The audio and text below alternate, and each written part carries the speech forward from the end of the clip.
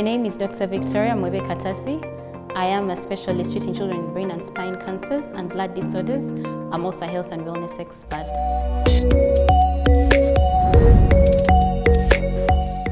So welcome to our second edition or episode of Lifestyle Diseases.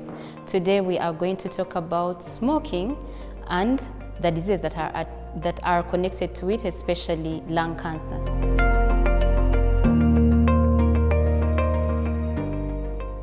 Okay, so when we talk about smoking, there is the traditional smoking that we all know, which is smoking tobacco using a cigarette, and that has been there for quite years and a number of years. Now, the risks or the effects come in depending on for how long you have actually smoked and how much you smoke. What do I mean?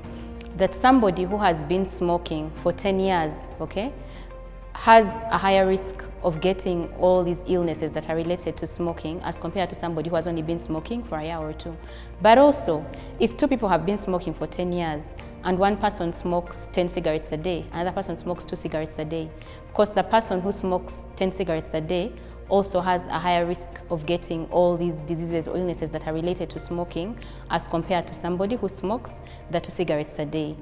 But also, before I actually forget, I'd like to also let the viewers know that there are also other forms of smoking that have become more common, especially in this day and age. So things like shisha, which people take in their recreation.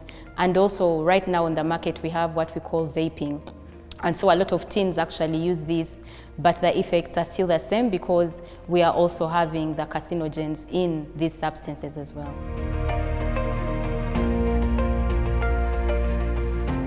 Okay, so when you actually smoke, you increase your risk of getting certain diseases like heart diseases because the substance in the smoke, the nicotine, damages your blood vessels, okay? And so this predisposes you to getting some cardiac conditions, heart diseases, and also you can end up with a stroke. But also because this substance in the tobacco is a carcinogen, okay? You also expose yourself or increase your risk of getting certain cancers like lung cancers and colon cancers as well. So some of the symptoms or signs that you may have if you have lung cancer will be really symptoms related to your respiratory system because lung cancer is a cancer of your respiratory system, okay? So one, you may present with shortness of breath. When we say shortness of breath, it means that, you're not able to breathe normally, like how somebody breathes deeply in, out, freely, okay? But also that you end up with something we call like easy fatigability, like you walk for a small distance and you're panting, you're tired, okay? Then you may actually get a persistent cough. The cough lasts for days, for weeks, for months.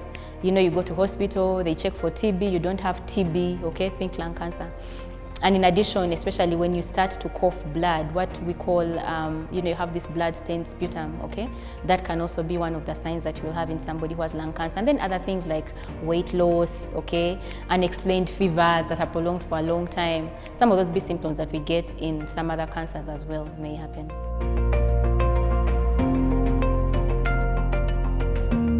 So actually, yes, it's important to realize that the risk for smoking is related to whether you are a passive smoker or an active smoker. An active smoker is somebody who actually engages in the act of smoking.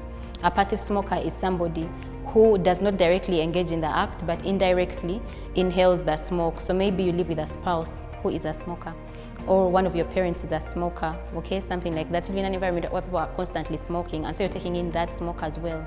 So if you are exposed to that environment for a long time, you too are at the risk, or your risk of getting these cancers or illnesses related to smoking is also increased because you passively are inhaling these substances as well.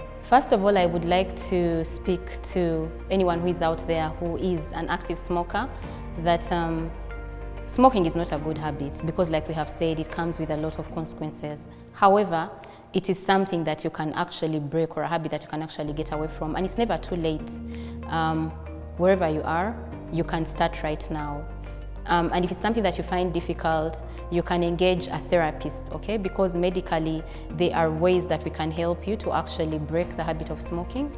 And also you can have a support as a friend who helps you to, avoid this and find other ways of releasing your stress, okay? And relaxing, because people usually smoke because either they use it to relax, because they are stressed, or maybe because of peer pressure. You may have to change the kind of groups of friends that you hang out with for you to actually be able to break such habits. But you need to know that it's something that you can stop, and the sooner, the better.